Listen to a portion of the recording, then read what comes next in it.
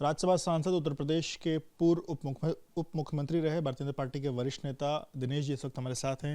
दिनेश शर्मा जी, शिवसेना का जो UBT group है उसने आज सामना में एक बात लिखी और उसमें कहा गया है कि अभी जो मोदी और शाह का जो युग चल रहा है, जब ये खत्म होगा तो ये भारत पाकिस्तान के बंटवारे जैसी स्थिति उत्पन्न कर लेगा। इस तरीके की बातें कहना क्या कहेंगे? नहीं, उन्होंने ये भी कहा कि ये हिंदू पाकिस्तान की तरफ बढ़ रहा है।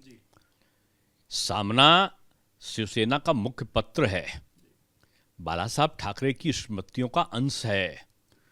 उद्धव जी इस समय एक तरीके से पदभ्रमित हो गए हैं और उनको चलाने वाले संजय राउत जी शिवसेना के समापन की तरफ बढ़ रहे हैं।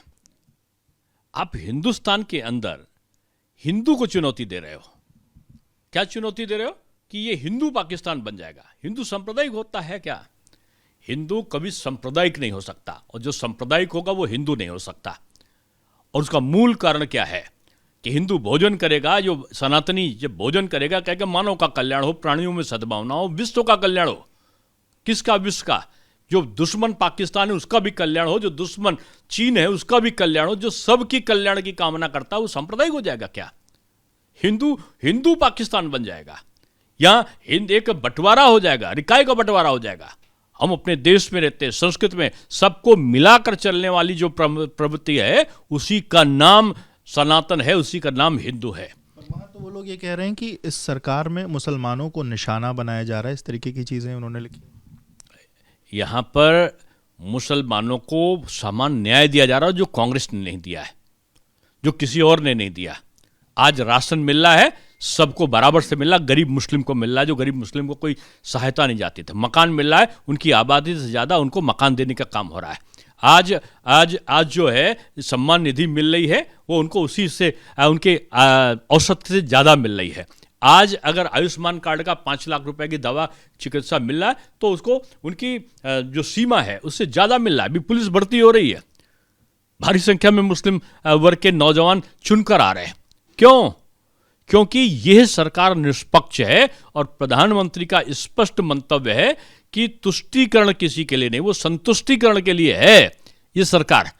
इसमें किसी को आपने टोपी लगा ली और आपने चले गए तो आप मुस्लिम के हित चिंतक नहीं हुए। उनकी आर्थिक स्थिति ठीक करने का काम बीजेपी सरकार ने किया, भेदभाव नहीं किया, हाँ तुष्टीकरण नहीं किया है।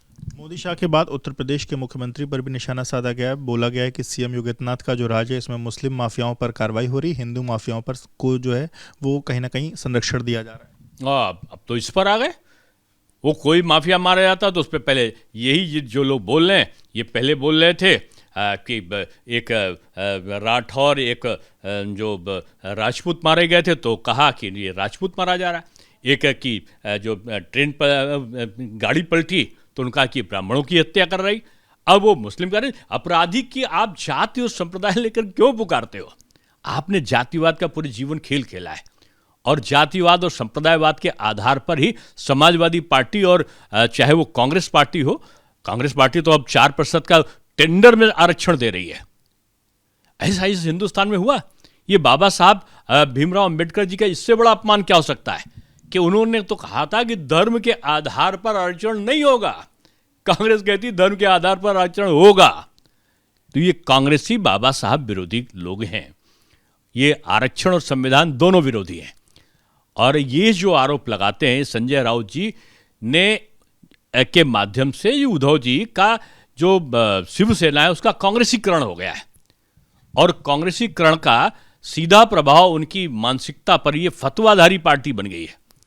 ये फतवों के आधार पर लोकसभा चुनाव लड़ी थी। वो कह रहे हैं आजकल ऐसे बयानवीर हो गए हैं जो औरंगजेब से भी ज़्यादा खतरनाक है और हिंदू औरंगजेब जैसे शब्द का प्रयोग किया, इस तरीके के लोग पैदा। अब ये जिनको कहा जाए इनकी जो बौद्धिक जो इनकी क्षमता है उस पर तरस आता है और ऐसे जो बयान देते हैं जनता भी उस पर हंसी के अलावा कुछ नहीं सकती। ये मजाक है और मैं समझता हूँ कि कृत्य वो कर रहे हैं और आरोप वो भाजपा पे लगा रहे हैं। भाजपा ने कौन सी संतुष्टि करी है कि उसने कहा है कि हिंदू के लिए अलग से हम ये चीज़ करने जा रहे हैं, हम मुसलमान के लिए नहीं करने जा रहे हैं? कभी नहीं कहा। उसने कहा सबका साथ, सबका विकास, सबके लिए प्रयास और सबका विश्वास। जो योजना केंद्र सरकार की या प्रदेश सरकार की है सभी जातियों धर्मों की हैं। आप तो कांग्रेस के लोग चला रहे हो कि हम 4% का आरक्षण टेंडर में देंगे, फिर घर में देंगे, सब जगह दोगे। भाई आप बांटना चाहते हो हिंदू और मुसलमान को? ये धर्मनिरपेक्ष राष्ट्र है। बाबा साहब भीमराव अंबेडकर जी ने इसकी व्याख्या बड़े सुंदर शब्दों में करी है और अभी संविधान में संशोधन नहीं हुआ है और आप संशोधन कर रहे हो। कौन होते हो आप?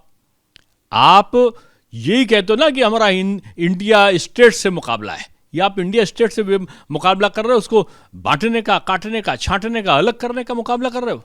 मैं समझता हूं कि ये संकीर्ण मानसिकता वाले राजनीतिक दल हैं और ये केवल विभाजनकारी अपनी नीतियों के कारण जनता से नकारे भी गए हैं और भविष्य में भी मैं समझता हूं कि इनकी जो बची कुची लोकप्रियता है आने वाले समय में जो चुनाव होंगे जनता इनको पूरी तरह नकारेगी।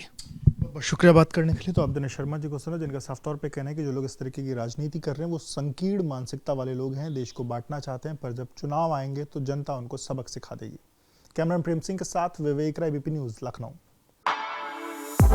For exclusive and insightful videos, subscribe to our new channel ABP Live Premium.